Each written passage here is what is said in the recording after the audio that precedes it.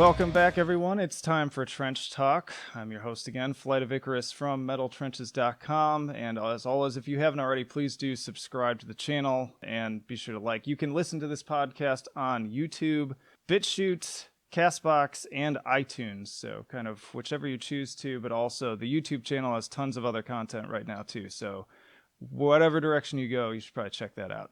But I am here right now with my good friend Rafi, and we are going to be talking about new metal. Kind of, we'll just see where this goes. I've got a couple of ideas, but before we get into all that, I wanted to give him a chance to kind of talk about his own band and where you can find their music.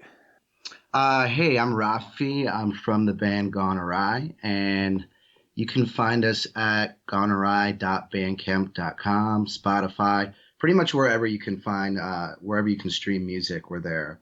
So yeah, we're just a metal band, I guess, or metalcore. I don't even know what to really describe ourselves as, but yeah, just check it out. All the music is for free, so download it, share it, and yeah, enjoy it. The comparison point I always give is Hatebreed, and I don't know how accurate that is, but it just reminds me a lot of that style. Yeah, probably mostly because of my vocals are pretty shouty from our first from our first EP, like for sure.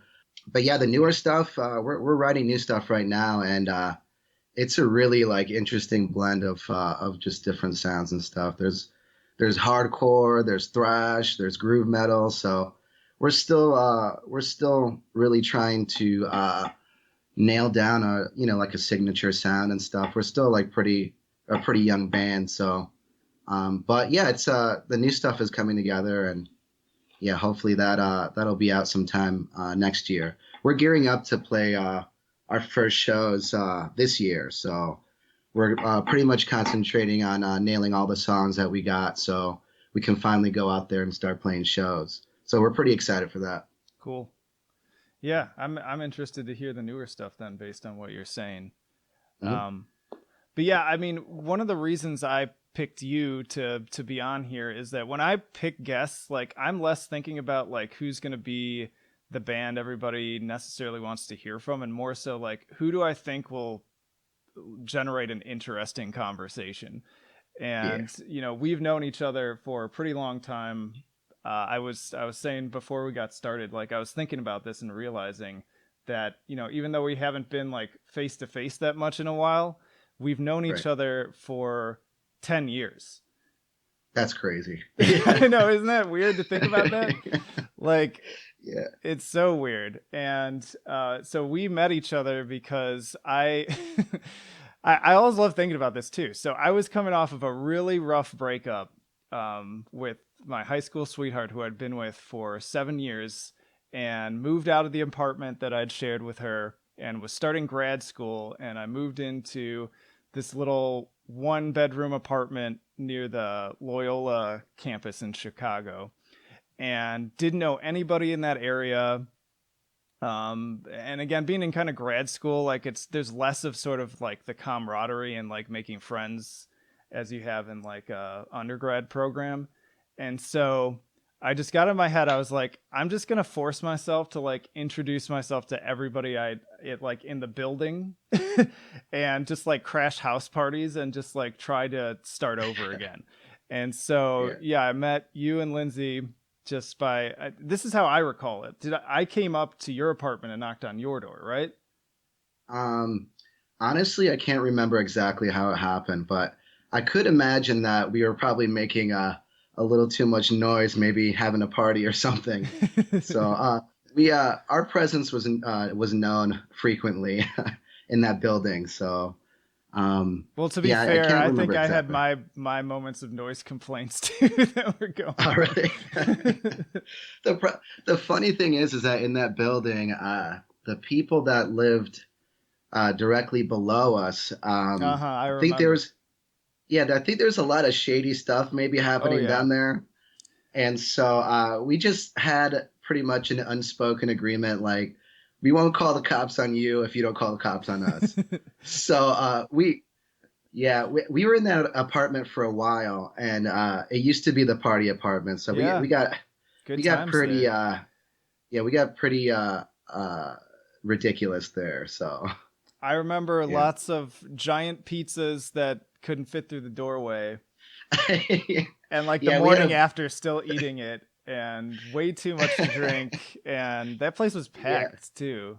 This yeah. is yeah. Our apartment or Yeah, yeah. yeah, in college, yeah, we the place used to be packed nuts to butts at parties. Nuts to So butts. yeah, yeah, so yeah, we used to get pretty wild there. You could hear the music coming from our place from the end of the block. That's how Yeah. loud we were. Yep. Yeah, that's because our neighbors upstairs when they moved out, they were like, "Hey, do you want these like speakers? These really expensive, Oh really hell loud yeah. speakers?" And I'm like, "Yeah." And so we hooked it up, and yeah, you could hear it from down the block. Man, I have so many good memories of that. And I remember kind of Yeah. bonding over like random talking about shit like new metal. Like I remember you also had like a recording you did with a bunch of your friends where you were doing like break stuff together, I think. Yeah. Dude, that happened at another party. Yeah. We were all like hammered, and we're like, "Dude, do you want to record an a cappella version of Break Stuff?" So we just opened up the laptop and we just had a microphone hooked up, and that's exactly what we did. Yeah, so that's very apropos for the conversation we're gonna have today. Yes. That's Yeah. funny. Good transition. All right. So yeah, speaking of Limp Bizkit, we've got to talk about some new metal stuff. I did that tier list ranking that some people really agreed with my perception. Some people had strong opinions to the otherwise. And yeah, let's just start though with what was the first new metal band that you got into? um, I got into it like pretty early on actually because yeah, I think it started with Korn, man. I think it was Korn in probably the mid to late 90s. That was uh, that was sort of my gateway to rock music in general, to be honest. Because where I grew up um, in the south suburbs of Chicago, like my neighborhood, like we all listened to hip hop and R&B and that sort of thing. And so like TRL, like on MTV, was pretty big back then, and they were pretty much a constant on that program. They're like one of the few metal bands that were there, and that's really that was really my gateway to rock music, to be honest. So I thought it was weird. I'm like, this dude was like making sounds, and it like that didn't sound like any like language at all, and it just like really weirded me out. But that was that's what sort of drew me to it, though. So um, before that, like metal music in general, I was like, dude, there's too much screaming in it. I don't know what they're saying. I don't think I can get into it. But then, but yeah, once I got exposed to like Korn, that was sort of the gateway for me. Do you remember how you got exposed to it? A friend of my family, they had two kids, and the older brother, he was like super into it. He was about 4 or 5 years older than us, and dude, he was like deep into it, man. He had like the blonde hair with the spikes. He had Like the I'm drummer. pretty sure he had the big old like Jinko Janko jeans or whatever, and jeans. Hell yeah. yeah. And so like he would play that music all the time when we were over there. So um yeah, so that was sort of my first exposure to that. Nice. Yeah. Yeah, there's another album I always attribute to kind of like my gateway album, but if I am really thinking to what did I actually hear first, it probably Yeah. was Korn, mostly due to like I always had Q101 playing. Like that was like the Right, yeah. go-to station, and they played quite a bit of that. Um, Mhm. and yeah, I remember especially like around the time that all the singles from Issues were coming out, since that album is basically like all singles, which is why Yeah. it's still one of my favorites. But they were playing like that stuff around the clock. But For Yeah. me, the one and I've told this story too many times before, but the one that all stands out to me is the self-titled Slipknot album, because Oh yeah. that was the first, like, I think probably full metal album in general that I ever heard. And like, we were on like Hmm. a church mission trip. We were like driving, and I was with my friend Tracy. Did you ever meet Tracy? I don't remember if you ever Um, got a chance to meet him, but honestly, I'm really bad with names with and yeah, faces, so I could have met him like 4 or 5 yeah. times. So But in any case, like, I was listening to probably like Blink 182 and stuff like that, and he yeah. was like, "Dude, you gotta check this out." And he like put it in my Discman and pressed play, and I was just like completely blown away by like the weird recorded intro thing, and then just Hmm. that crazy opening drum beat and Corey's vocals, and I was just like, Yeah. "Fuck, dude." I and I Dude, never looked back. there was no way I could have started with that album. Like I said, like Korn Because it would was have been too like loud. it would have been it would have been too much for me. It would have been too much for my ears. Um, so like Korn was, they had a little bit of singing and whining and scatting, and it was a little more approachable for me. But that Slipknot album, that was a gateway to heavier music for me because I'm like, holy shit, like I didn't know bands could sound this way, and it was the most angry album that I had ever heard at that point, and I'm like, this is really speaking to me in a way, and yeah, I really latched onto that album. Yeah, That was a big time album for me back then. it's an album that nowadays, like, I get CDs and I barely even like play the actual CD. The CD just like sits on the shelf, so they're all pristine. But Right. that is an album I can still pull off, and if I open it up, I wore that thing out so bad that not only is it like scratched to shit, but like the artwork on the top part is actually like scraping off, and Yeah. it's just it got a lot of love. And speaking of like how angry it is, I still argue honestly that I think to this day it's one of the angriest albums I've ever heard. Like, I would still Dude, hold it up there, even with all the if you like have a extreme music I've listened to now.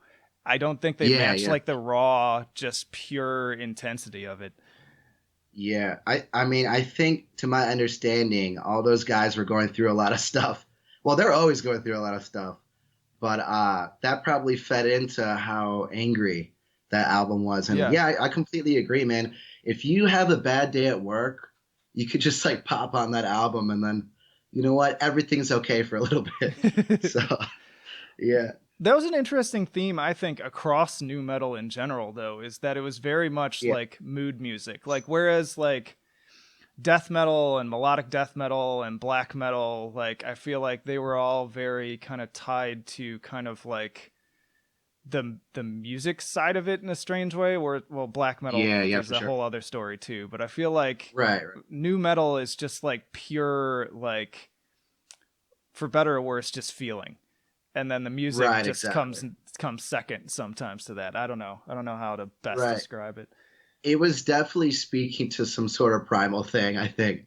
Yeah. It's like literally speaking to a primal emotion. I guess a lot of music does the same thing, Yeah. but that specific emotion was anger for new metal. And anger that is not the most eloquently communicated. Like Yes. it was just like raw. I'm gonna say whatever Yeah. whatever I'm It was feeling just right like now. verbal diarrhea, like not sitting Right. down and really, oh, what's the most eloquent way I can put this? It was just like literally almost like, especially with Corey's stuff on the first two albums, just Yeah. very kind of stream of conscious feel to it. Some of it didn't even seem to Right. make sense half the time.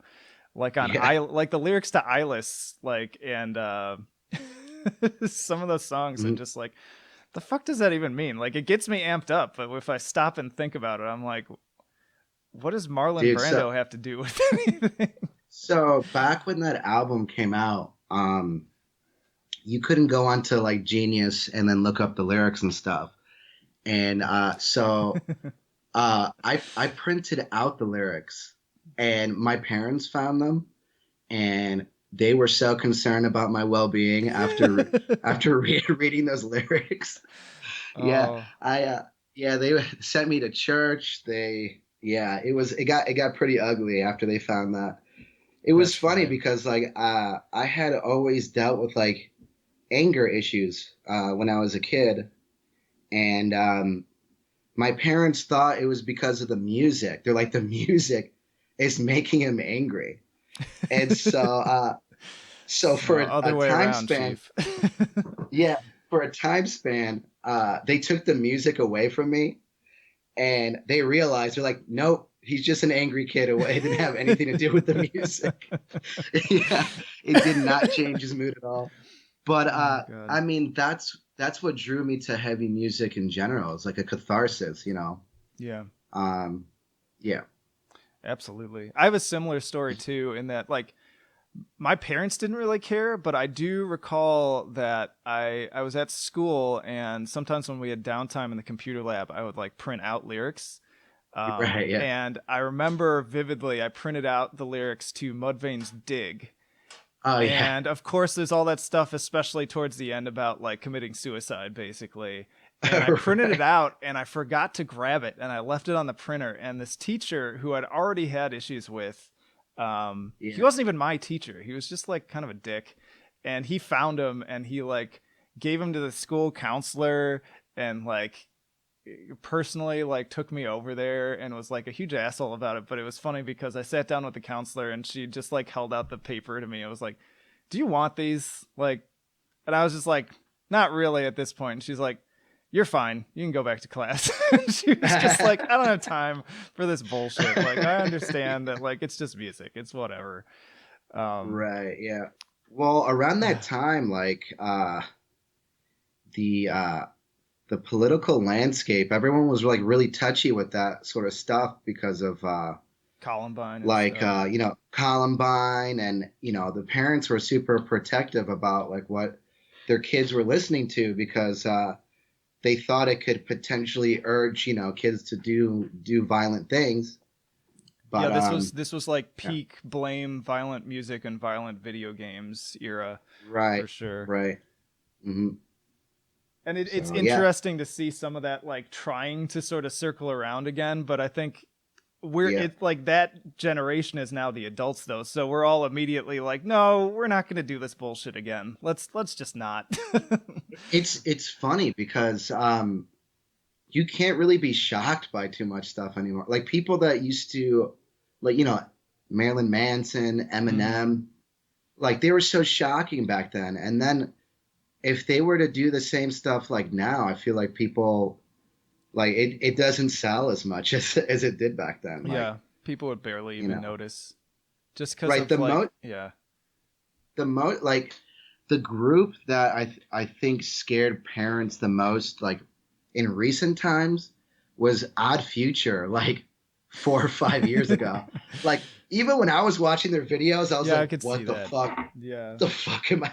What are the kids listening to nowadays? Yeah, But I got introduced to Tyler the Creator by a kid I was counseling actually, which was really yeah, funny. And yeah, ironically, like I think most counselors would have heard it and been like, "Oh Jesus Christ, this kid is fucked." Whereas I listened to it and I was like, "Yonkers, man, holy shit!" dude, Like this is the Yonkers shit. slaps, man. This is so good. Yonkers I slaps. That The kid whole video. legitimately got me into Tyler the Creator, and I was just like, Yeah, "Yeah, this he's on to something." dude, when he talks about stabbing Bruno Mars in the esophagus, I Oh was my like, god. oh my God. Oh my And god, then that the beat. video. Yeah, yeah, that Yeah, beat is the, so the infectious. beat Oh my is god. so hard, dude. And it's a simple beat, man. Yeah, It it was really yeah, that is. that song's fantastic. Yeah.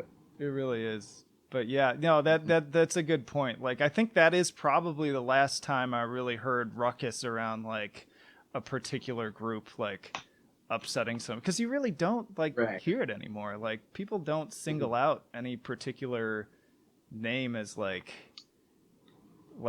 dangerous anymore. And Right. Yeah. we could get into all the reasons for that, but that's like a completely Right. different Exactly. discussion. Yeah. um For sure. so who do you feel like is like the top of the heap though when it comes to these new metal bands? Um, it's a little tough to to say because okay, a band like a lot of the bands in new metal don't sound anything alike. So it's like are certain bands, can we qualify them as like new metal? Yeah, So it is true. like Yeah. System of a Down doesn't sound like anyone. Yeah. And if they do sound like System of a Down, people will be like, you're copying off of System of a Down. So, but like they sound like their own thing. Well, and So, that's yeah, another thing I love about this genre, and especially now defended so much. And I've been finding, interestingly enough, like there was this whole period where like new metal was like a bad word, but without right, yeah, doubt, every band that I interview on this podcast now, like even the bigger ones, when I ask them about their earliest influences, without batting yeah. an eye, they bring up new metal bands, and it's like Oh yeah, for sure. not a bad. And I think part of it though is we recognize like that diversity that you're talking about, and in Right. particular, I always talk about the vocals, like Yeah, no two new metal vocalists, at least of like the kind of like better bands, like the top right, like B and A tier bands, as opposed to like the right. so many others that spawned off of it. None Yeah, of them sound the same. Like Chino doesn't sound like Jonathan Davis, doesn't sound like Serge, doesn't sound like Fred right, Durst. Like exactly. they all have a completely different personality, and I think that's something Right. cool about it that I can't necessarily say about death metal, for Hmm. instance, because just so many death metal vocalists sound almost exactly the same. Yeah. I guess in that period of metal, like I feel like people were way more willing to experiment with uh, music that was on the far end of the spectrum. Like um, one of my favorite bands was a band called Puya, because I'm Puerto Rican, so they mixed salsa and metal, and it's like, in what realm would anyone think that that's the obvious thing to do? And back then, Soulfly, well, Sepultura, at the end of their run with Max, they were adding all the tribal stuff in there, Yeah. and they're pretty much the first band to really experiment with that. And I feel like, yeah, bands back then were really willing to incorporate like really off the wall sounds into their music. It, So I think that's probably one of the reasons why a lot of the bands didn't sound anything like each other. yeah, they were all just kind of doing whatever. And it's I always find it interesting when people bring up Soulfly too, because I know that the diehard, like more extreme metal, death metal, thrash metal fans of Sepultura find that Yeah. that's the period where they sort of checked out and felt like things went downhill for Oh Sepultura. yeah. But for me, Yeah. honestly, that's the most interesting period of their career. Like I think that's where they really started to stand out because, and I'm severely damaging my cred by Yeah. saying all this, but Yeah. like, I strongly disagree with that. see, this is what's fun though. Like, cause to Yeah. me, like, Beneath the Remains and stuff is just like stuff that was already being done and just being done Yeah. better. And then it wasn't until like Roots where they started to kind of figure out like how can we be different? How can we tie our own identity into this? And so Yeah. we could argue about which is better, but I just feel like Right. objectively Roots is more interesting than a Chaos AD Right. Right. or whatever. And I actually I mean, like the first two Soulfly albums honestly even better than that stuff. yeah. And Um, yeah. I mean, I think they really started experimenting with those sounds in Chaos AD. I think, to an which I think extent. is a yeah, which I think is a phenomenal album. I think Arise, great thrash album. I mean, I love those albums, and I love Roots too. I mean, there's some really heavy stuff, but Plus, you got I Mike understand. Patton on there too, doing a guest vocal. Dude, yeah, they. I think when Max left, they asked Mike Patton to be their lead singer, and he was like, "Nah, I'm into like really weird shit right now." So And he I'm was. in, yeah, I'm into yeah. He was just doing albums of sound effects and stuff. Yep. So But I love that Mike Patton track that he was on. Oh, it's great. He's amazing on Um, everything he does. But that could be a whole other episode too. yeah, We'll table that one. yeah, for sure. Yeah, yeah, yeah. No, but that's interesting because I probably would have never gotten into Mike Patton, Faith No More, Mr. Bungle, or any of his projects if it weren't for new metal bands. Because I was when I was that young, I was like so hungry for new music. I wanted to like just explore whatever I could find. And what I used to do was I used to open up the artwork on the CDs, and I would look at the thank you section, and I would find new bands that way. And I would try to figure out bands' influences, and people kept on saying Faith No More, and I'm like, I gotta really, do a deep dive on their catalog, and that's, I went to a record store, and then I went to the bargain bin and found the album with Epic on it, Yeah. and I can't believe I'm drawing a blank on Yeah, what that which I album am is called. too. I Even though I love that can I album. can literally picture the album art in my head. The Real I Thing. love that album. The Real Thing. There you Yeah. go. And when I first heard that, I was still like deep into new metal at that point. And I'm like, dude, I can't connect the dots right here. How do you get from the Yeah. Real Thing to Well, but it then is funny because that's considered like a proto new metal album. It's like considered one of the first new metal albums, but it's so far removed from kind of what we were introduced to. yeah, I wouldn't even consider that a new metal album. Like I think they for sure influenced a ton of new metal bands, but that band was not a new metal band. They were like No, avant-garde, like metal. but I, Um, but I do yeah, see the connections with like the unique vocal approach, the willingness yeah, to experiment with like weird vocal noises that definitely plays right, into exactly, Korn. The focus on groove and kind of utilizing hip hop elements here and there too. Like right, yeah, I see all of those parallels. right. And then going into Angel Dust, that's my favorite. Yeah, mine too.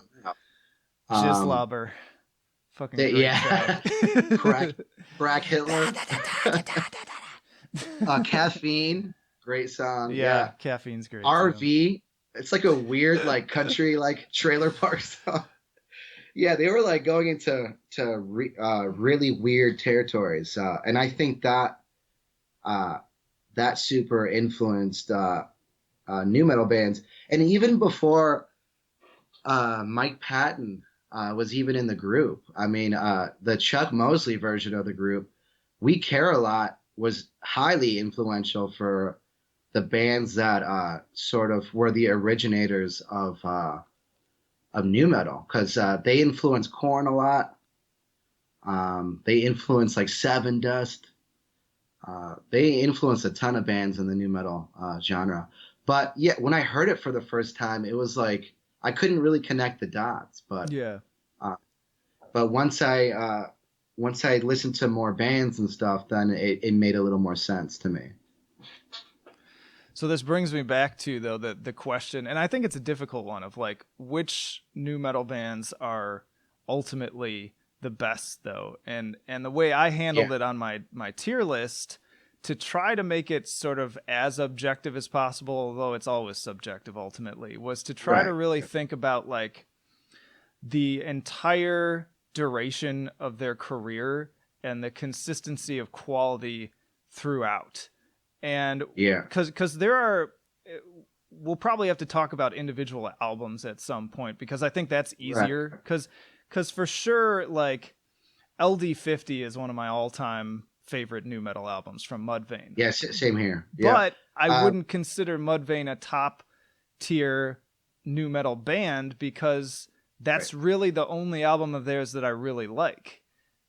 And Yeah, so it starts to get broken down that way. yeah. And another issue with trying to rank these bands is because like the new metal movement was such a flash in the pan a little bit, and a lot of bands were trying to kind of resist the movement for a little bit. So they changed up their sound a lot, and they didn't really want to be connected with that scene anymore. Yeah. Because, like you said, like new metal's a dirty word, you know. But you know, a band like Incubus, they had down-tuned guitars. They had the DJ. They had the scatting and the rapping. But you know, Yeah, half of especially on their Science. discography. Yeah, Yeah. exactly. Which is what was one of my favorite albums back then. It is a Like great Science. album. Yeah, I love Science, but they uh, kind of uh, I wouldn't consider them a new metal band No, as a whole, no. you know. But like you said, like we'd have to really look at the individual albums. I think, Yeah. um, you know, Science was a big album for me. LD50, like you said, big album for me. Nothing White to Pony, Gain is still like one of my favorite tracks too oh yeah, from that or era. Tegeen or whatever. Wasn't that like a flip on Ed Gein? I think. Yeah, yeah, it was spelled with Yeah, his last name spelling. right. Yeah, I love that album, and yeah, I agree with you. Like, um, everything after that sort of didn't live up to it. My bass player in Gone Awry is a huge Mudvayne fan, and we were talking in practice recently, and he referenced one of their songs from one of their later albums, and it just like completely went over my head. I'm like, I have no idea what you're Yeah. talking about. He's like, And oh, you don't remember that song? I'm like, no, like the rest of their stuff didn't really connect with me as yeah. much. Well, it was funny too because when I was sort of doing minimal research going into making that tier list, I didn't even realize how many albums Mudvayne had put out Yeah, after the last one I really listened to was the one with the black cover with the triangle on it. Ah, wasn't that the one immediately after yeah, LD50? yeah, and Was it that had the okay? song that was on the Ghost Ship soundtrack, which admittedly was a decent song. Yeah. Um, Wait, it was called like the the end end of of something, yeah, yeah, dude. The first song on that album is a banger, yeah. It had and some good tracks, but it couldn't yeah, live up to LD. yeah. The album after that also had like a few good tracks. I think they were trying to go towards a more of a metal feel because they stopped like wearing makeup for a little bit. Yeah, which kind of bummed me out a little bit because I thought they had such a Yeah, cool look too. yeah. But they had that song. I think it's called like Determined or something. Yes, yes. So And that fucking song, determined. yeah, that song kicked, man. Man, yeah. They had albums where like they had like two or three bangers, and then the rest of it just didn't live up, Yeah. in my opinion. But I like I said, I loved LD50. Like that was one of my favorites for sure. Um, Well, speaking White of, oh, go ahead. Yeah, White Pony is probably my favorite album of that era. yeah, same And here, it's tough because I'm easily. just like, is this like really a new metal album? Really? Because they were one of the bands that were like, we don't want to be associated with this movement. So they really started like experimenting with other sounds and sort of like resisting the movement, I think. Yeah, they had a lot more kind of like, I'll say they sort of folded post metal elements into their Yeah. sounds and definitely stood out. But they were the band I argued was, even though like this was the argument that came up in the comments, is like, are later Deftones albums like even new metal albums? But ultimately, if I was like just taking the bands that ultimately came from that era and which Mhm. ones like really still stand the test of time and are still making good albums now, that was my Right. argument Yeah. that Deftones is the only S tier album or S tier band Yeah. from that era because they are still making really good music. Like Koi no Yokan, I included Right. on my list top 100 albums of the last decade. Yeah. And And yeah, I wouldn't consider that album a new metal album, really. no, no, like there's Yeah. still shades of it on certain tracks, but yeah, it's Right. Yeah. much it's they've Um, evolved beyond for sure. yeah. I think White Pony in particular, if it wasn't for Back to School, that really there's like no new metal on there, I don't think. Um, and when that album was originally released, it didn't have Back to School on the Yeah. first song Yeah. of the album. And honestly, like I have to skip that song because I'm like this. It sticks out like a sore thumb. It takes me out of the world The of flow the of it. album. Yeah, like I it could see takes that. me out of it. I don't hate the song, but I don't think it has any place on that album really. Yeah, I Um, see what you're saying. I hadn't really thought about it, yeah, but I do really enjoy that track. But yeah, it doesn't really fit with kind of the flow and the rest of the atmosphere. yeah. I don't know if they were maybe pressured by the record label to put out a song like that. But yeah, I'm like, man, why did you do that? You want to because the second song, what now is the second song starts off the record so much better. Yeah, it sets Yeah, the tone perfectly. right, And it's right, such for a sure. consistent it's a consistent album atmospherically, but there's also a lot Yeah, of different things happening that makes mhm, it engaging, and every track has its own little kind of personality to it, but it all still right. fits together so nicely. And Yeah.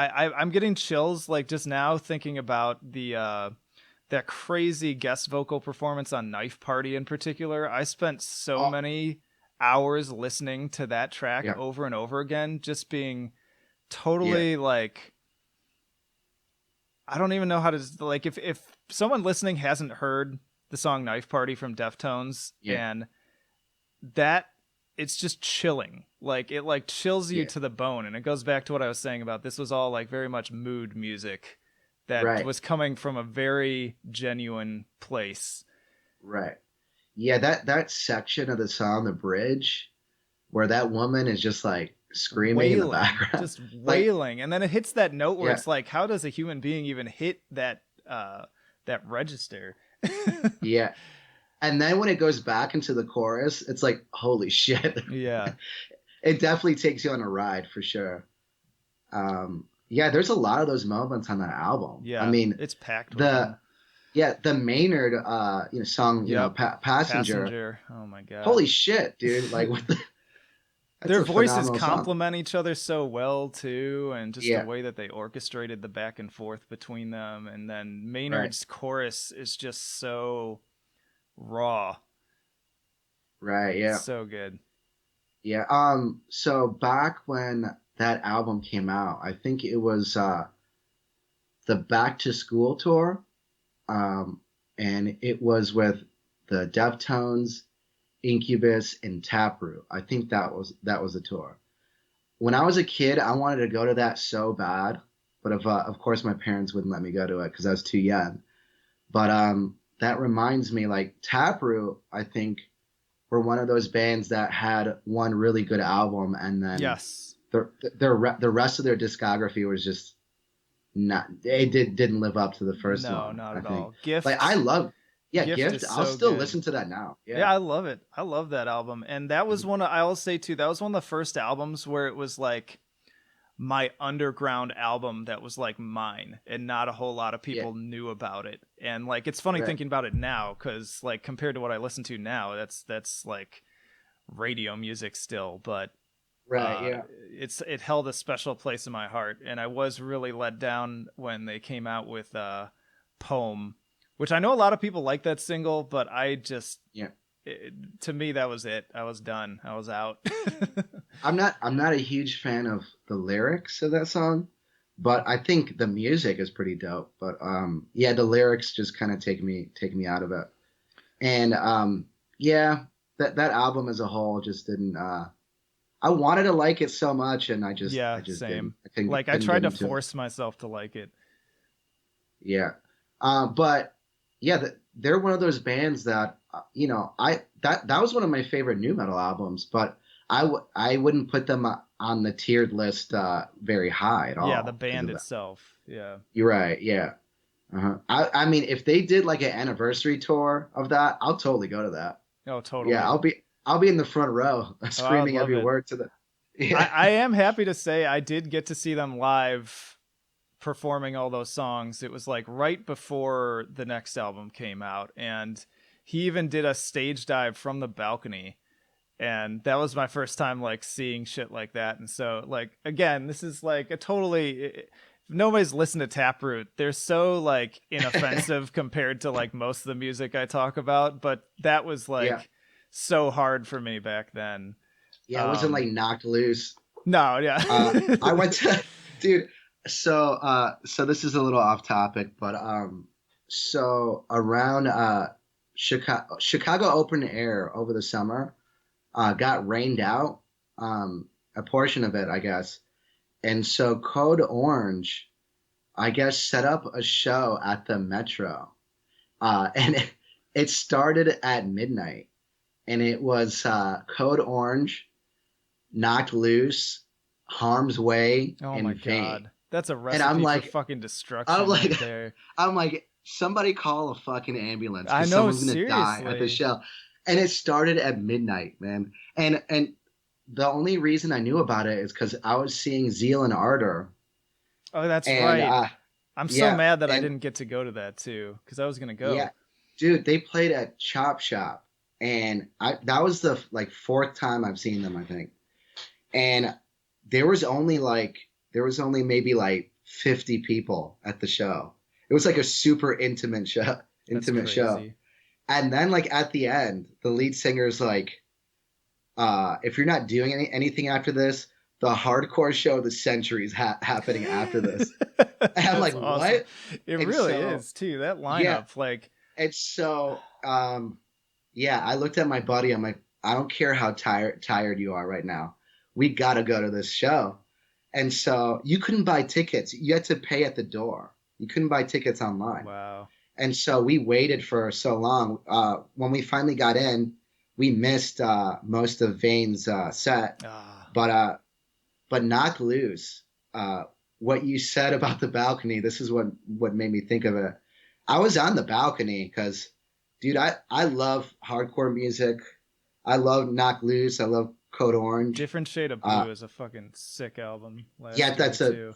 phenomenal album. But dude, I can't. I'm too old to be in the action, Oh man. I yeah. don't want to. I can't go get a concussion, man. I gotta go to work, on Monday. So, I like, remember just going to a Converge show when I was still in my 20s and coming to that conclusion already, and it was just like, nope, yeah, can't handle this yeah, anymore. yeah. But anyway, I was on the balcony, just relaxing as much as I can at a hardcore show at 1 o'clock in the morning, and this guy tried to jump off the balcony. Oh my god. And like literally he was running up and he had his hand on the rail. I actually found a YouTube video of this because someone in front of me was filming, and randomly I'm like, let me see if I can find clips at that crazy show. Oh my god. And yeah, and coincidentally I found the footage of the guy that was right in front of me, and you could see the guy about to jump off the balcony, and dude, whatever security guard had the presence of mind to run up and grab him, like he needs a raise Yeah, because man. he could have ended the hardcore show of the century Yeah. because all the people down there probably weren't going to expect a Yeah, fully they're paying grown man attention to to the land. stage. Yeah. Right, exactly, because the Fuck. stuff that was happening on the floor was already like crazy enough, and yeah, man, the guy had to talk him off the ledge, like literally. He was Oh like, my god. you don't want to do this, man. What are you doing? Don't do it, man. Don't do it. You're I don't know crazy. what he said. I don't know what the security guard said to him, but he was like cool about it. And then the guy was just like, okay, you're right, you're right. Yeah. And I then don't he feel walked like away. dying today. Yeah. Yeah. I'm like, he would have ended the show like Yeah. halfway through the And show. it's not And like go ahead. no, but that show went on until 4 o'clock in the Oh my morning. god. And it was packed. It was packed nuts to butts, dude, the entire time. And and uh and people were throwing down the entire time, dude. The Yeah. pit was the pit was active from start to finish. Yep. Yeah, you can get Yeah, it hurt was at the. crazy. I got to see Code Orange open for Meshuggah, and I was thankful that I had a press pass so that I could get up to the stage without having to be in the crowd, Dude, because I was like, you're these not kids would you're not fuck me safe on up. stage. Yeah, You're they not will. safe on Well, stage either. because literally, like one of the big dude with the shaved head and the beard, he'll like fucking flip into the audience without warning, like still holding his Yeah, guitar, and they're just yeah, like, no, caution to the wind, like they will fuck your yeah, shit up. Like even watching Reba on stage, and she's like not a big yeah, person, but she gets pretty intimidating too. I was like, yeah, she would probably fuck me yeah. up too. Like, oh, I don't know, Oh, man. I don't doubt it at all. They've got a new Yeah, I album can't. coming out soon too, I believe. I already pre-ordered it. Like, Yeah, I'm man, so I'm excited stoked. for it. I'm stoked to hear it. I Um, would kill to yeah, have them on this podcast too, but we'll see what happens. dude, I hope that happens, I man. don't have I'll a be listening, man. if they're still on Roadrunner, I don't have a Roadrunner contact, and that makes it harder to get in Okay, yeah, touch with some of those bands. But dude, dude, every time, well, the last few times I saw Zealand Ardor, I saw two shows in one day, and so I saw a show at the Metro. It was the Gorilla Biscuits. It was a hardcore matinee, and it was at like 1 o'clock in the afternoon. that's I'm so like, random. who goes to a hardcore show at 1 o'clock in the afternoon? But one of my buddies that I was with, he wanted to get up front for Modern Life is War. I think that's what they're called. And so we got up there, and I'm pretty sure I got concussed because we were we were right, up front, and some dude stage dove, and I caught a shoe on the back of my head, Oh and man. I'm like, you know what? I have another show to go to later on, and so I'm bowing out of Bowing this out. area. So yeah, I went to the back, and I live to tell another another story. So Well, um, honestly, I know this yeah, was kind of a tangent, but it's not exactly though. It's like kind of a good segue on some level, because Code Orange and Vane in particular are very open about how a lot of their influences are new metal bands, and like there is a lot of yeah, actually kind of re-emerging new metal in their sound, and I yeah, think that's like the most of kind of that style. That's like the new generation of that style, is like these metallic hardcore absolutely, yeah, bands that came up on like Slipknot and shit, and now they're finding a way to like fuse it into this even arguably heavier sound that right, is yeah, just so destructive, and I'm such a sucker for it. Like it's yeah, kind of my new favorite. Not that it's like a super new genre, but like it's right, picked up so much steam, especially since Forever came out, and right, now yeah. like there's so many people doing it, and I can't get enough of it. Well, Vane's last album, Error Zone, Yeah, is that what it's called? Arizona. Yeah, Dude, that opening song, like those riffs, I'm like, this is a new metal like riff yeah, they're throwing out totally. there, but it's also super hardcore too, man. Like, Oh yeah, kids of throw down course. in the pit for those songs, and yeah, I love that album too. That's a phenomenal album. Yeah, So is yeah, and that makes me think of like writing music with my own band, because sometimes I'll be stuck, like kind of trying to come up with a vocal pattern somewhere, and then our guitar player Brett will be like, well, just think about it as like rapping but screaming while you're doing yeah, it. And yeah. I'm like, you're right. I mean, like that's what I mean. That's like Code a Orange does that. yeah. Yeah, It's a recipe for stank face. Like totally. Like yeah. I'm Code Orange. Yeah, in particular, there's certain vocal lines. Uh, I don't know the lyrics enough, but he has this one where it's just like.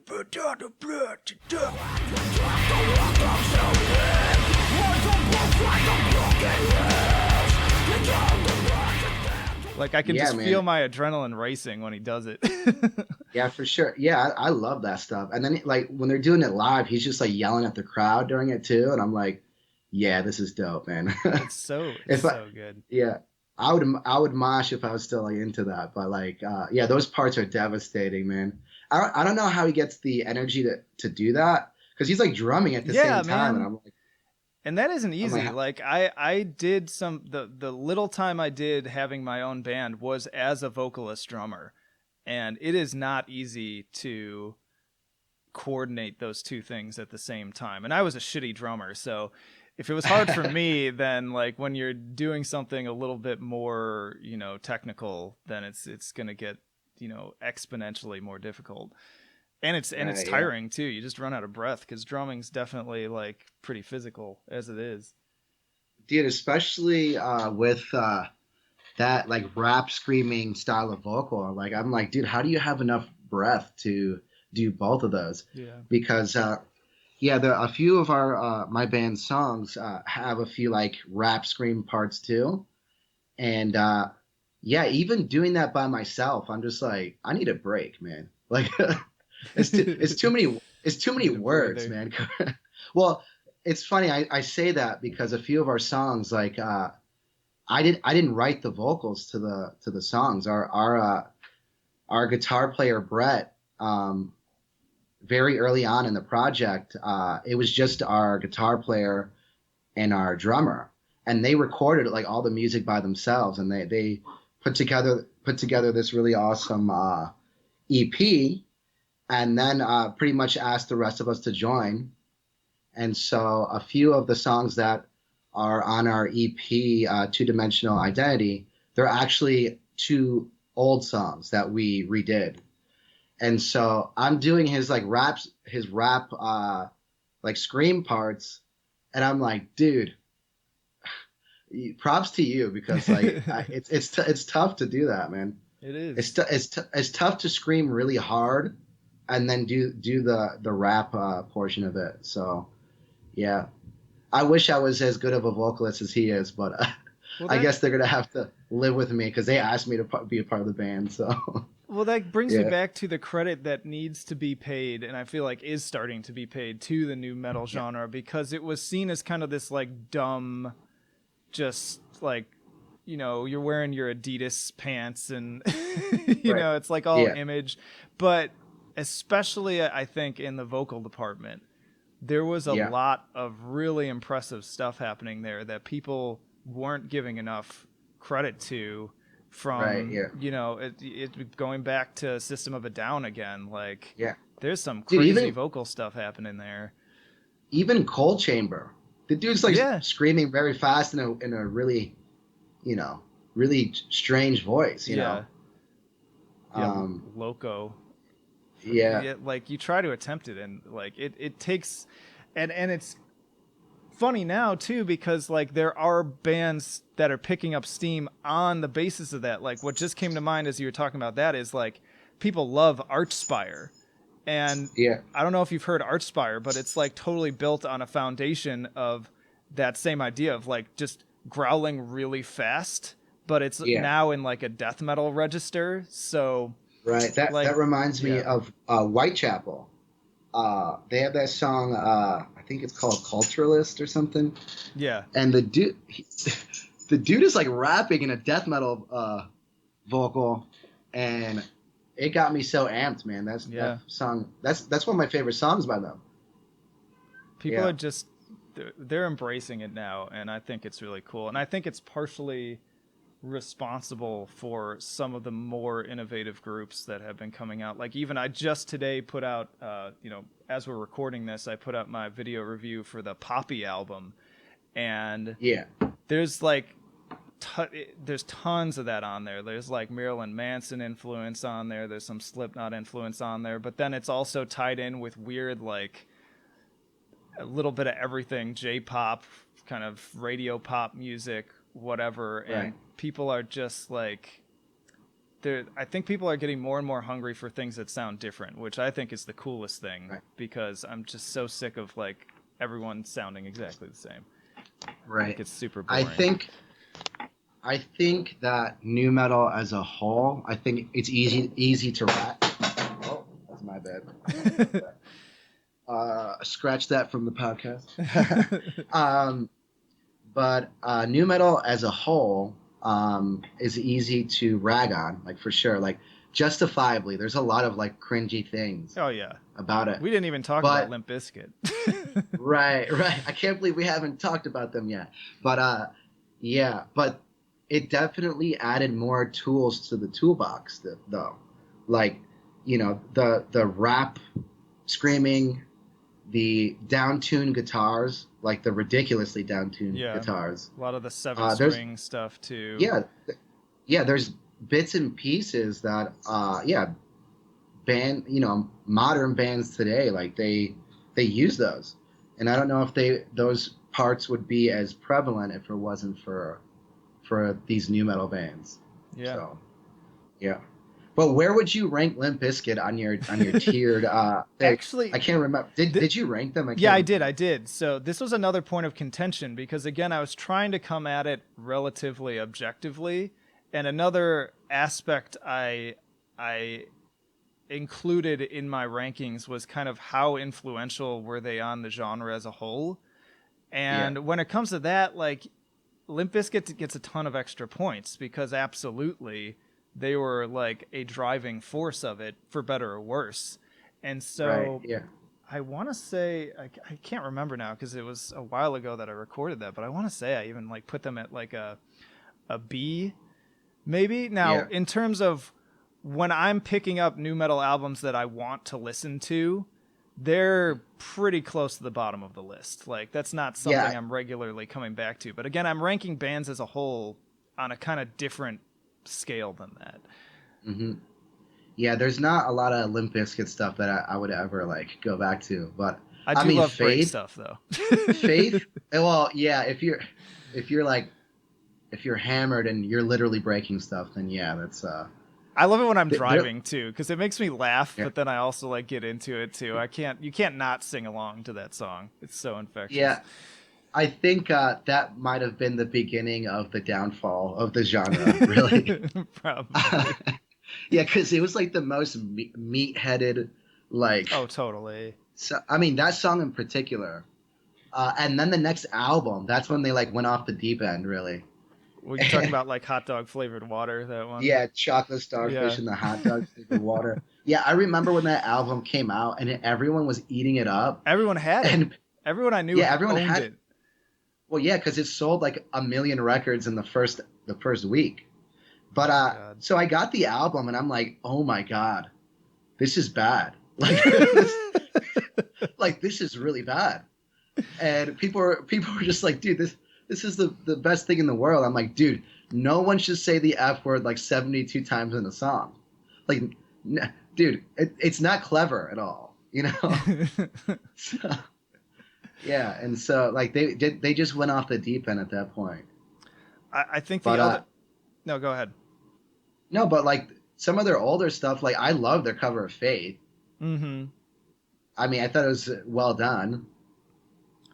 Yeah, So there's stuff of theirs like I still enjoy listening to it semi ironically. Like I can't say that it's fully yeah, ironically because I do legitimately like enjoy some of it, but they did have like they left their mark on the genre for sure. I think the other point of contention on the tier list too was that I didn't make Korn S tier, but my hmm argument against that was that if I was just looking at their first four albums, then yes, S tier, yeah, absolutely. I love everything from the self-titled through Issues and think that those hmm are still incredible albums that I listen to a lot. yeah, Like I was saying, Issues in particular, I absolutely love.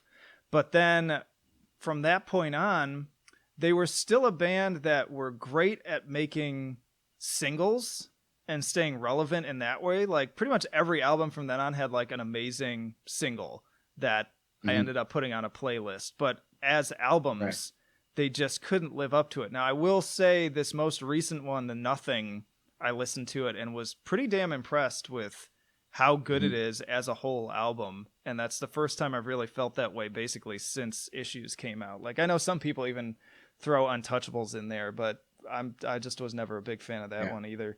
There's some good songs in that. Oh yeah, for sure. And But in fact, I had Joanna's mind blown because I remembered that Aaron Paul from Breaking Bad is in the music video is for he really? Uh, he's the kid that's getting bullied and they like dunk him in the pool and they're like beating him yeah. up in the hallway. That's freaking Aaron Paul from Breaking Bad. And I got such a kick out of rewatch. Go back and watch that music Crazy. video. I can't remember what Uh-huh. the name of the song is, but Uh-huh. yeah, that's him.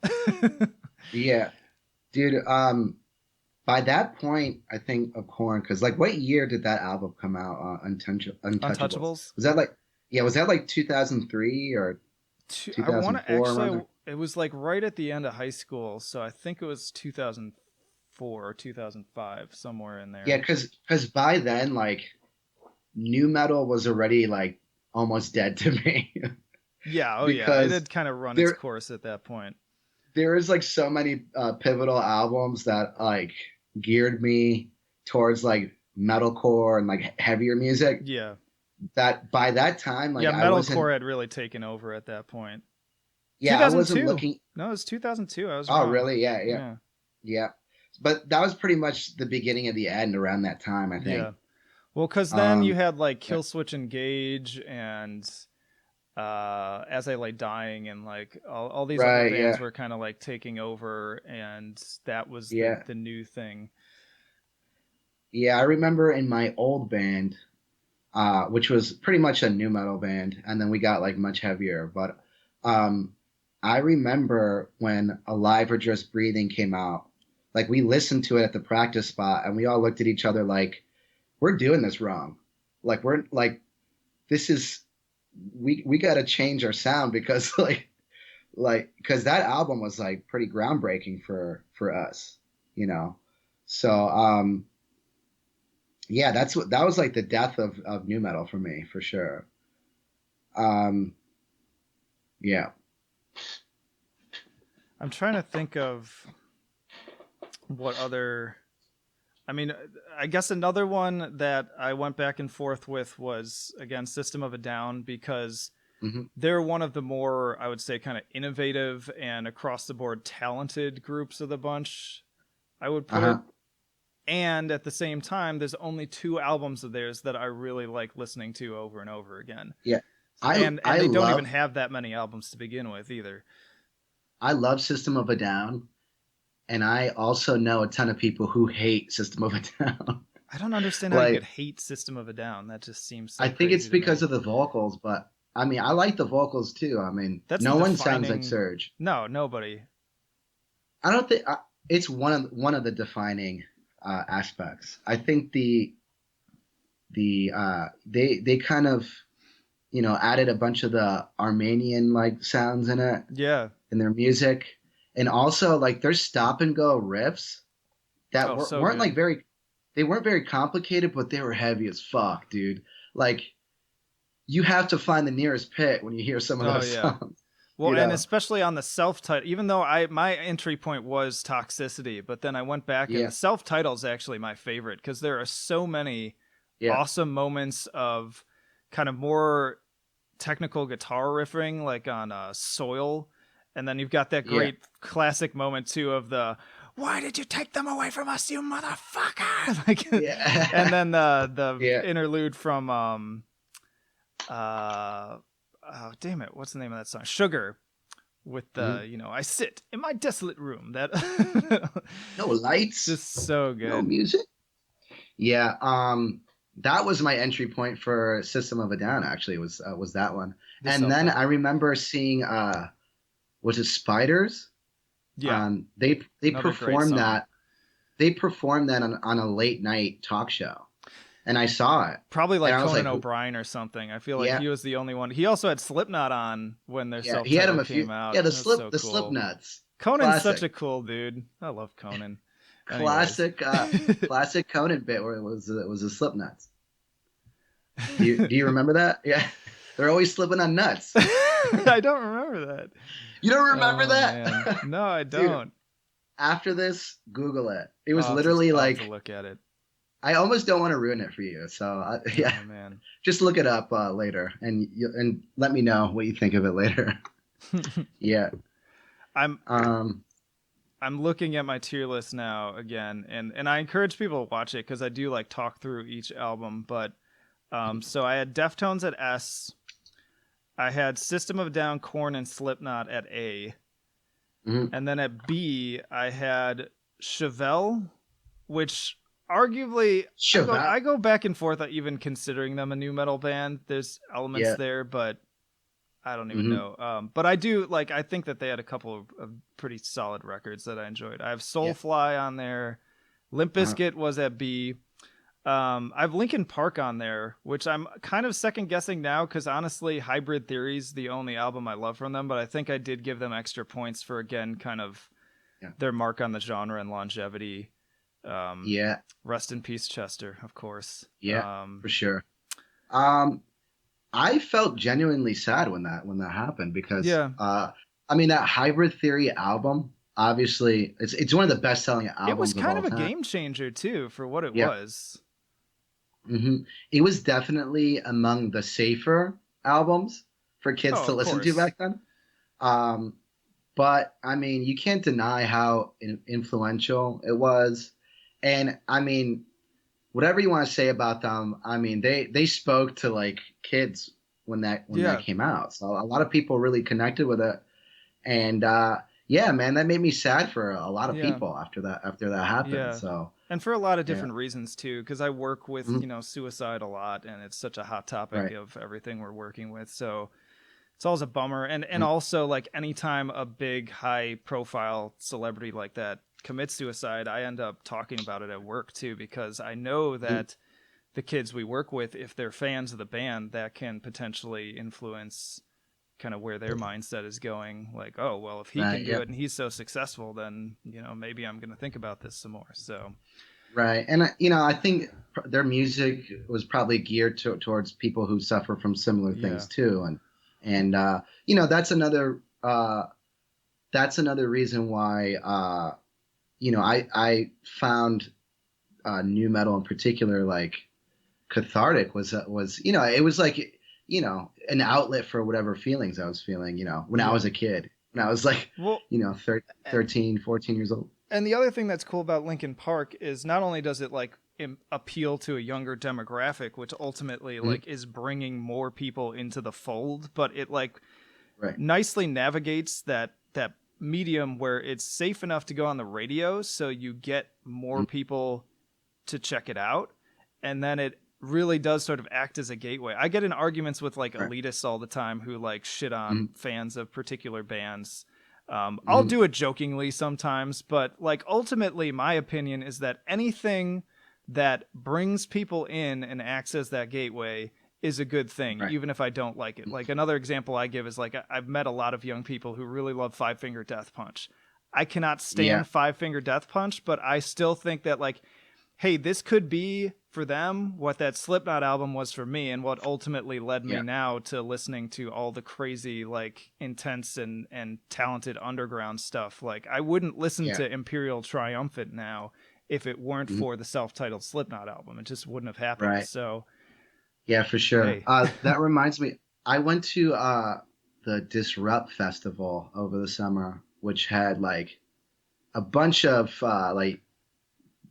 early bands from the early 2000s, like the Used, Atreyu, like those sort of bands, Circa Survive. And so we were at the concession stand, and we met these people, and then very nice people. But yeah, they were one of the guys was like super stoked about another festival that Five Finger Death Punch was headlining, and he was like, "Dude, are you going to this?" And I'm like, you know, a part of me was like, I hate this band so much. I can't I hate it stand it. so much. Um, but yeah, I didn't want to rain on his parade. I didn't want to shit on it. So I was like, you know what? Yeah, that should. I don't want to be a dick. I don't want to be Yeah. rude about it. But so the lead singer of that band used to be in Motorgrader, which was another band that used to like paint Motivator. itself, in the same way that like Mudvayne would do. And I met their lead singer actually at Ozfest, like Ozfest 2003 or 2002. That's crazy. He was painted red from head to toe.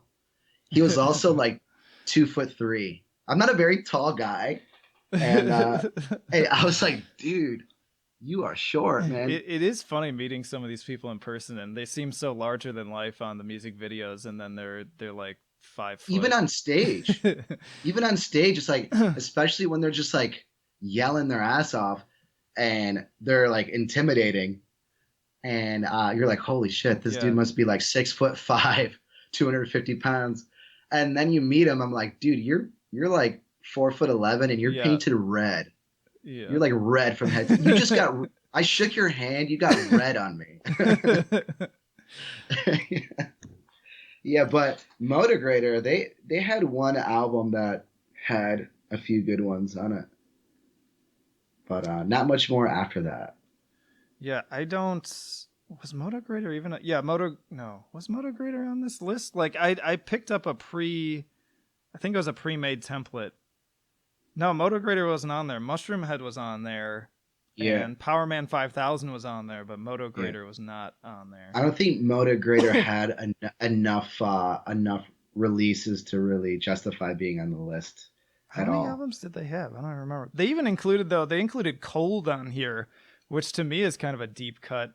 I still have their first album. I still kind of enjoy that one Oh, actually. Cold, yeah, yeah. 13 Reasons to Bleed on Stage, or Yeah, 13 Ways to Bleed on Stage. yeah, yeah. It's got its Dude, there's a moments. few. Yeah, they and the one after that had some moments on it too. Yeah, I couldn't stand that Weezer crossover though. Oh, really? Stupid Girl. Yeah, that was not for Yeah, me. I was like, no, yeah. no. Even though I like Weezer, but those elements colliding just didn't do it for me. Right, The yeah. band that I think the band that does not age well the most for me when I go back and listen to it, as far as like bands that I was super into from then and remember the album so fondly, and then I go back, is one that we did talk about earlier, Cold Chamber. Like, Okay, yeah. as a whole, those albums do not hold. They don't hold up so well. Yeah, I never go back to those albums. There are certain Yeah. songs that I really like especially on chamber music. There's a few tracks that I Mhm. really like Sun's song Yeah. and Hmm. or Tyler's song, I think it's called. Hmm. And there's a couple others too, but for the most part, like they're really goofy. And there's even I'm remembering now too on the self-titled album. There's even kind of like a racist, like a mirror of the desert Oh no. part, and I'm like, oh my god, this would not fly Oh jeez. now. Like, I Yeah. know they're just being silly, but I totally had blocked that out. Now I'm remembering it, Yeah. and I can literally hear it being sung in my head, and I'm like, oh my god, it's so cringy. Yeah. I think when their music started coming out, that's when you could tell like new metal was becoming a trend Yes. because you're like, this sounds like Fieldy on bass. Like when you hear other bands using the clicky bass sound, Yeah. you're like, you know exactly where All they got it fieldy. from. Like, All fieldy. yeah, Oh man. so that's when that's when you really notice when that became when new metal was becoming a trend. Yeah. So, yeah. Well, What are and some no, go ahead. what are some bands that some bands that are not very known in the new metal genre I that you really liked a lot? I think Taproot's the biggest one that we Hmm. mentioned because again they just didn't have as many albums, and Right. I bring it up, and a lot of far fewer people are going to remember that name. Mhm. Yeah. I put Cold on that list too. Like, I feel Yeah. like they're a less remembered band, although I think They they, just went on tour. yeah, They I was just just released gonna an say, album I and like think they just came back. I didn't listen to it, so I don't know anything about it, but right. Uh-huh. um I was gonna say Kitty, but they're pretty well known, so I don't Yeah. think that is necessarily there. Maybe Um, Non-Point. Nonpoint, there's a few albums that I liked a lot from them. Oh, Bullet with a Name, it's got some bangers on it. Spine Shank. Okay, That yeah, one I remember pops a few of out. their albums. Yeah, yeah. 40 Below Summer, there was a Yes, I few was just albums gonna from them. say, what is it like? Introduction to the Dance or something like that was the name Yeah, of the album. dude, I can put on that album and enjoy most of it. Um, their independent stuff before that was pretty good too. There's a lot more like rapping and stuff on it. Um, yeah, that album was really really good. These were like the Napster days too. So it was the time where, Right, like, if yeah, I got into a genre, I just started searching for anything I could find in the same genre, and so yeah, that's how I would come across these more kind of obscure one-hit yeah, wonder bands. yeah. Back in the day, back when record stores were still a thing, Yeah. yeah, I would go to the record store and they would just have samplers there. Yep, yep. So I just actually pick, I have a video coming out. It'll be next week as of we're recording this, but it'll have already come yeah. out I think by the time this plays. But Hmm. talking about like the old ways we used to find music like that. Yeah. I mean, yeah, it was a way different world back then. Yeah, dude, I used to just hang out at record Yeah. stores and I would just like go through all the different sections and you'd see an album cover that Yep. stood out to you and you would just like get the album from that, Yeah, you just because know. it like looked cool, it seemed interesting, and Right. they'd let you listen to it. Usually, pretty much Yeah. every band on the Bands That Changed My Life series that I've done, like that's how I Mhm. discovered that band was just being at the record store. Dude, I would go to I love like the mom and pop record stores Yeah, because they'd be the ones that have like the samplers and stuff that you could take for free. yeah, So I love going to those places, but I also loved going to Best Buy as well because yeah, man.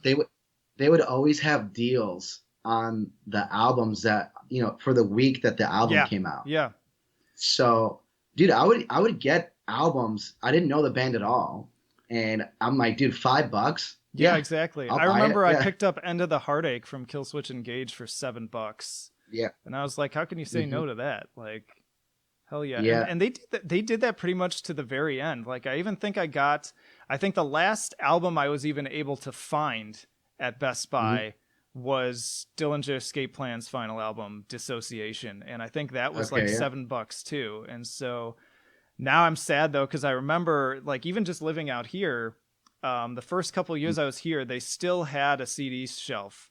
And it was like yeah, two shelves and then it was one shelf. And then I remember I came in one day within just like the last year or so, and it was just gone. There yeah, was nothing. Like you could. I had even had to ask the staff, and I basically was like, "Did it finally happen?" And they like knew what I was talking about, and they're like, "Yeah, man, they're it's like, yeah, over." we're a refrigerator store now, Yeah, or whatever they sell. I don't yeah, even know what they sell. yeah, man. But dude, that was like clutch, dude. I would go and just browse the aisles, and I'm like, $5, like why not? Yeah, Because back then, if you didn't get a deal on the CDs, the regular price was you go to some stores and it'd be almost $20. yep, So I'm like, dude, I'm a kid. I can't yeah. afford this. I remember going to the mall, and especially like they also had like Fye, and the CDs were like Right, yeah. $25 there, and I'm like, Yeah, if fuck you that. if you went to the mall, if you went to the mall and you were looking for to take home a CD, you were gonna spend at least $20 on Yeah. one CD.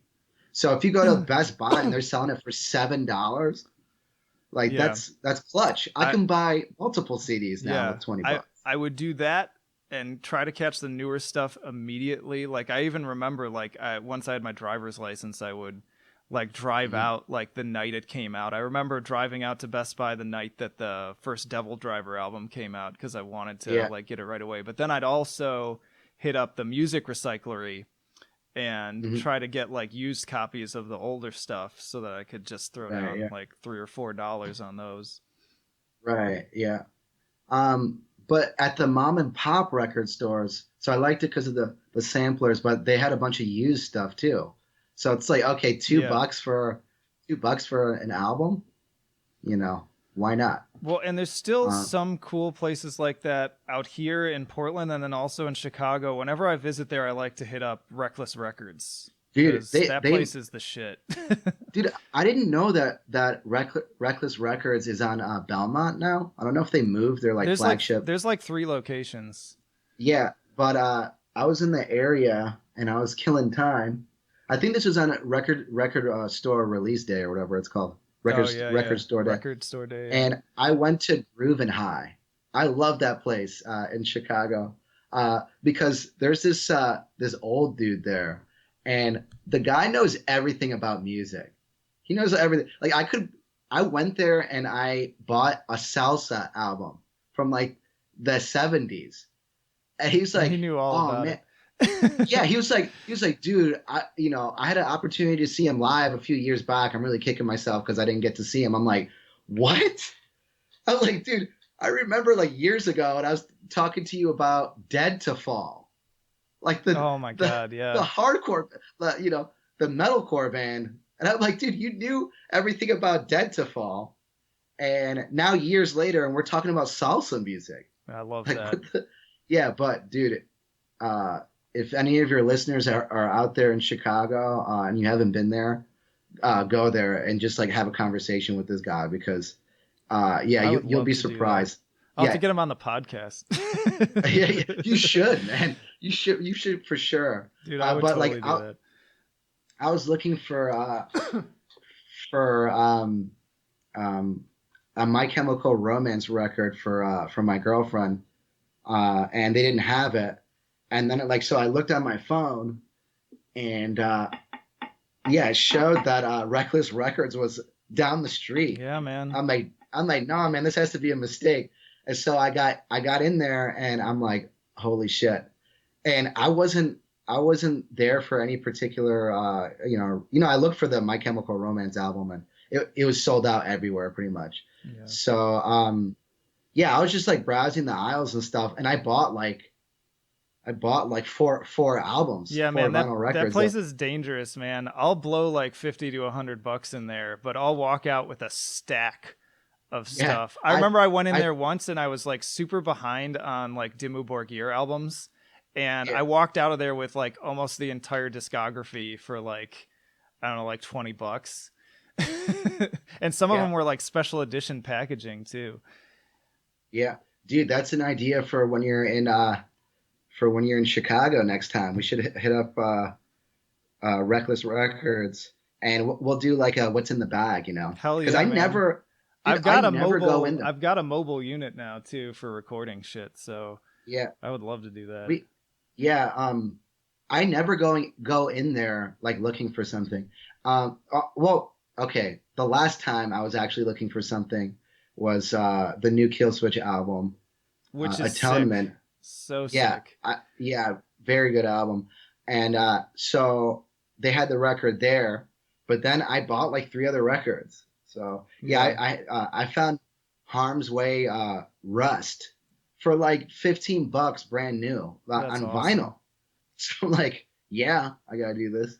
And it's a beautiful vinyl record too. Yep. It's got like a nice sleeve to it that has a cutout on it, and I'm like, wow, what a deal. Though and they I love that they have like a dedicated metal section, and there's like some pretty obscure stuff in there too that you wouldn't necessarily Yeah, expect to find. Like I found some early yeah, Marduk records there. I got the yeah, Triptychon albums there. Like yeah. they're legit, and I hope they don't go anywhere Right. because that was They like do. my favorite place. Well, they're relatively new to that spot, and I'm hoping that they stick there for a while Yeah. because, yeah, if I'm ever in the town in the neighborhood for some reason and I need to kill time, like that's the perfect place to do it. Well, it's Yeah. also pretty dangerous because I'll spend like Oh yeah. 80 bucks when I'm It's there. it's so bad. Yeah, It's so bad for me to go in there. I've it's gotten so to a it's point so now bad. where I've like collected pretty much like everything from back in the day that I wanted to have, so it's like not as bad Yeah. now. But there was a time where I had stopped collecting physical albums and just had digital, and then just decided, no, I need to own all these, and that was a very Mhm. expensive time. Dude, I don't have anything that plays a CD anymore. So I quit CDs because I pay for Spotify, but so that's how I listen to it digitally. Yeah. But usually bands that I like a lot, I buy the vinyl Yeah. record. I love vinyl, but So I just buy too much music to be able to justify doing that, right, especially when yeah, I'm feeding kids and paying a mortgage. oh yeah, for sure, it's not very sustainable. No. But you'd be surprised like how cheap some vinyl records are though. Yeah. Like some of them could be like 30 something dollars, but I've gotten, you know, the Vane Air Zone. I got that for like 20 bucks. That's such a big, So ugly cover too. That's awesome with the eyeball. yeah, and then yeah, I was disappointed because I didn't get the color variant that had. I think they had a color variant that looked like an eyeball too, but I got a different version of it. But yeah, man, it's an illness, Yeah, man. it You'll go is. into that record shop and then you'll spend like $80, I love it. and you're like, what did I do? I I love didn't even know that I was gonna come in here to buy like a Rust Punk album or something, it. some obscure album. Yeah, Well, to wind down a little bit, this is a good segue since we're on the tangent of sort of like back in my day, this is how we used to get music. You sent me right. this article from Kerrang of Uh-huh. albums that are hitting their 20 years old status. And so Hmm. I thought we'd kind of a lot of them we've already kind of talked about a little bit, but White Pony Right. is on there. So it's fitting Yeah, that we're doing this episode. And man, it's that's one of crazy my to think all that's time. 20 years Yeah, old. Yeah, it's one of my yeah, all-time favorite albums, period. Like yeah. not even Period. of the Like genre. It's just that. such a That's an solid album. album. It It's it timeless. transcends. Yeah, it transcends genres too. That's one of the albums that I could just put on and listen to it from front to back at any point in any mood. Yeah. There's a lot of music where I'm like I'm not in the headspace for this, but I can pop on a White Pony right now and Oh rock yeah. out to it. I do Uh, regularly. yeah, yeah. I Now, still listen to that album a lot. now on the complete flip side of that, also 20 years old, Limp Bizkit, Chocolate Starfish, and the Hot Dog Flavored Yeah, Water. I can't fucking believe those hate that came out the album so same year. much. That's so ridiculous. That I oh my god. I hate that album so much. That makes me think, dude, because another album that is 20 years old is Yeah. Glassjaw's Everything you ever Everything wanted You to Ever know. Wanted to Know About Silence. And the commonality between the two of them, like they're like Glassjaw's not very it's not a new metal band really. But They're they hard were to produced classify. they were produced by the same guy, I'm pretty sure. Ross Robinson produced. Dude, that dude produced like fucking everything from Yeah, that he era. produced It's everything. ridiculous. But I think when Glassjaw released that album, I think Ross Robinson said, "This is the album to destroy Adidas rock" or something like that. Which it did not do. No. It did not do that. But I love that. I mean, Glassjaw's one of my favorite bands ever. So They're still killing it that too. That latest album was absolutely so sick. good, man. It So good. literally played to everything I wanted to hear from a Glassjaw like Yeah. album. Like literally, if I was like 16 years old and listened to that album, I would fucking I would bust a nut, dude. I would be Hell like, yeah. this is my favorite Man. album ever. Man, this was a So big yeah, year. So Killswitch Engage's self-titled and then also Linkin Park's Hybrid Theory yeah. came out that year too. Another. I mean that's another album that transcended genres and like connected to a whole bunch of people. Because I mean, how else can you sell like 20 million Yeah. records of the same Well, record? and you could Like, not go anywhere that summer without hearing Crawling playing somewhere. right, Like even at the dude. pool, at like Yeah, I remember I went to like a carnival and they were playing it over the loudspeakers. It was you couldn't escape it. It was crazy. dude. I screamed that in the shower. I'm pretty sure my neighbors hear me screaming that song. It's a sick record. I'll still listen to that one too. Like that one to Yeah, me holds up pretty darn well. Like yeah, the lyrics don't relate to me. Well, some of them do, but like not as much as they did back then, but yeah. musically it's pretty sound and it's an interesting record. It's well written, and but even at the point when it came out, like I was already like deep into the scarier stuff. Like Slipknot just like put me down a road that was much. It made me want to listen to more extreme stuff. So like Yeah. Linkin Park was. I'm like, okay, like I enjoy this, but it's like completely inoffensive, like Yeah. in every way. Yeah. It wasn't challenging me in any way. Yeah. I think that's probably why I started gravitating away from new metal music, is because the riffs just like were not they were kind of cookie cutter riffs. Yeah. Um, the themes, like it wasn't connecting with me anymore. So My progression was pretty much alternative and grunge to new metal to metalcore to yeah, melodic death metal mhm. to death Deathcore. metal, Deathcore was like deathcore, huge. Yeah, yeah, and then finally, like it wasn't until much later that I progressed into like black metal and then progressive death metal, and I did start to get into progressive death metal with like Opeth. Yeah, which they don't even play.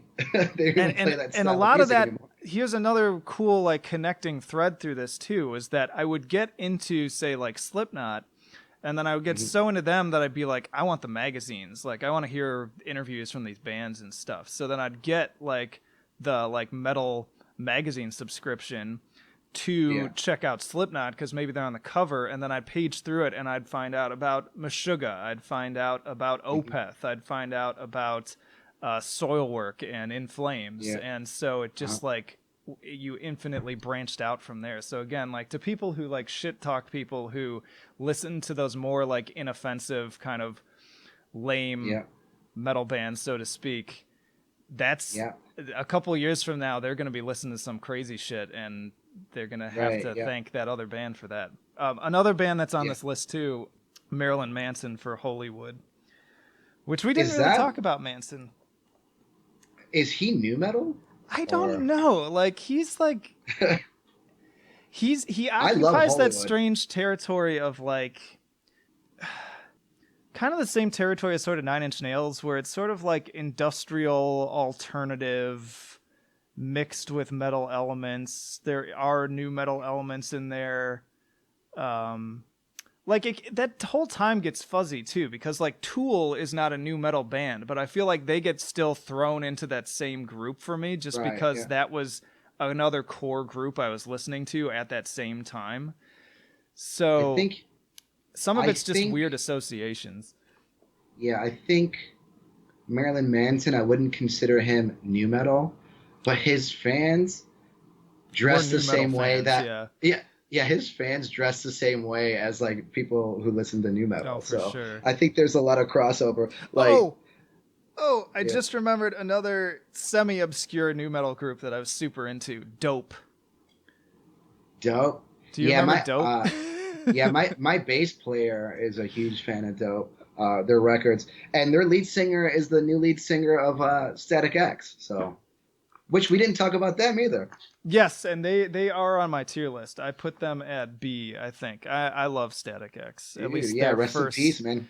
Yeah, yeah, seriously. That was a bummer for me too, cuz Yeah, he's just one of those irreplaceable people in terms yeah, of both his like his vocal style and his stage presence, and of right. course the haircut. Like Oh yeah, what a haircut. dude. I've The seen Slim some Jim clips. look. Yeah, yeah. I've seen some clips of their tour, their recent tour, and I must admit, I know people have problems with what they're doing, and I respect that, and I understand why. But from the stuff that I saw of their live show, they're killing it. They're doing it good. Like, Hey, why not? yeah, they're doing a really Other good job bands of. have done it. I mean, it's not a Yeah, new thing. I mean, look uh, at Alice in Chains.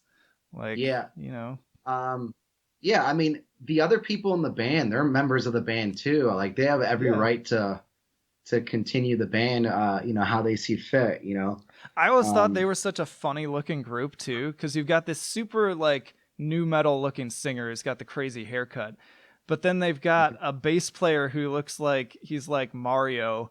yeah, And then you've got when they started, and I yeah. think he came back, you had I think the guitar player was Japanese. Um Yeah, and he didn't like dress any particular way. He just wore kind of like yeah. normal clothes, and then like they were such a like weird Okay. mishmash group in terms Are of their we look.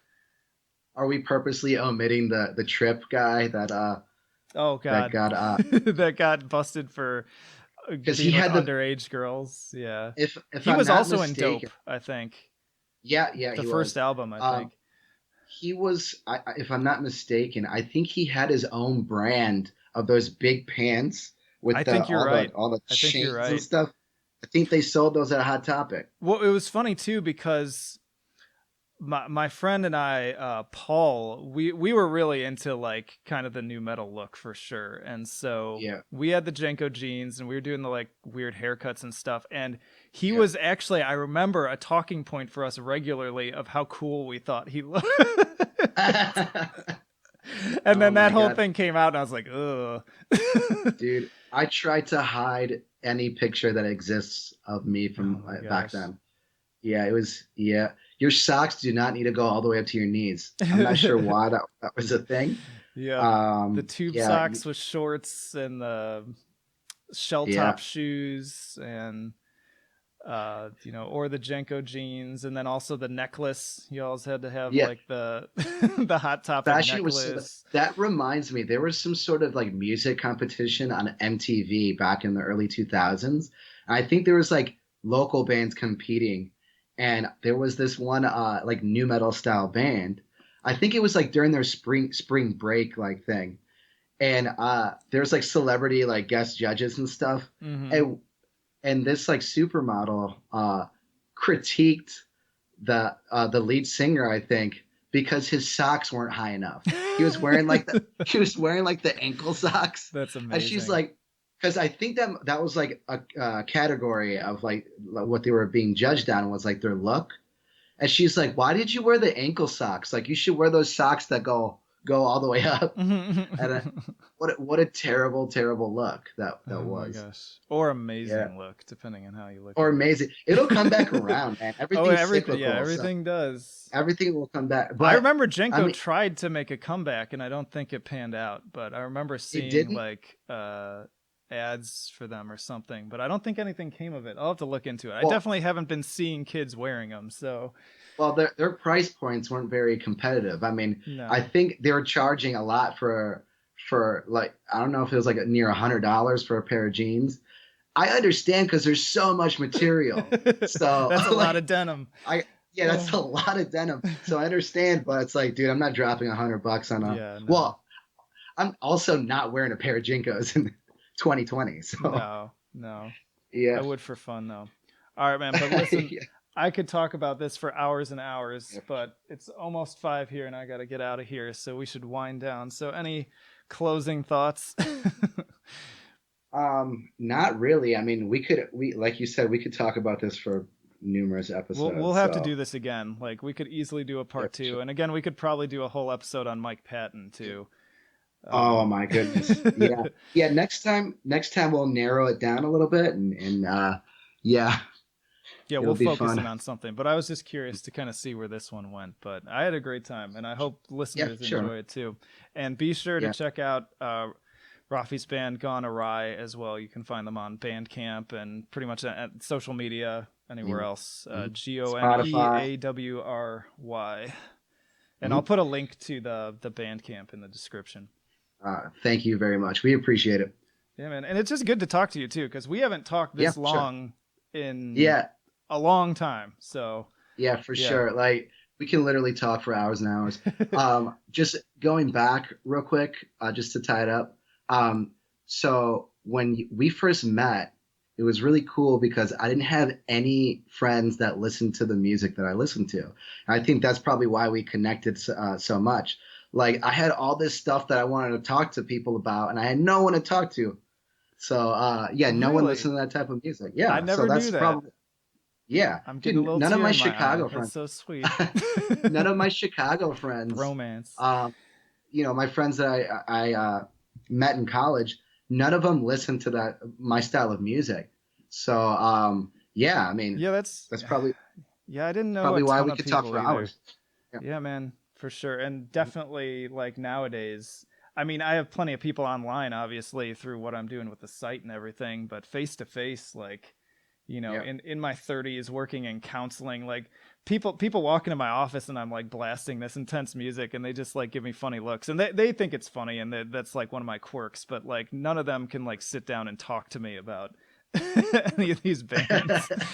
Yeah. Cool. Yeah. All right, man. Well, it's been real, Mhm. and we'll definitely schedule to do this again. Yeah, I for love it. sure. I love interviewing bands, but honestly, like it's such a hassle to line up schedules and everything. And Hmm. at the end of the day, it's more important like the discussion that we had, and was it Right. engaging, and was it fun, Sure. and this was fun. Uh-huh. So yeah, Yeah, for for sure. sure. Uh-huh. All right, man. Well, I will talk Mhm. to you again. Hopefully, not a million years from now, as sometimes happens. Yeah. Yeah, for All right. sure. Yeah. All right. Later, man. Later, man.